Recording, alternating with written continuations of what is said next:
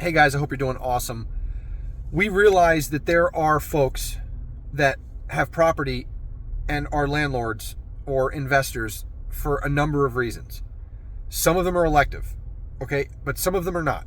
And some folks have inherited property through estate means, whatever the case may be, and they don't know what to do. Or they're trying to keep it as a second home, but they can't afford to just, keep it and just go when they go and have it empty when they're not there. So they have to rent it, and they're being forced to do it themselves or rely on, a third party. It's a gift to be in that situation in a lot of cases, but for some folks it can certainly be a burden. And we have a lot of experience doing this, a lot of experience. So I want to be able to share that. And a lot of the videos that you're going to see from me are going to be geared in that mindset. And I 100% hope that they provoke thought and help people.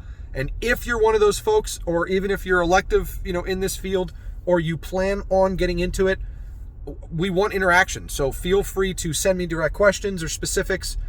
I would love to be able to field those and potentially even use those as a case study for other folks. So if you need to, or if you feel like it, feel free to reach out. We're always here for you guys.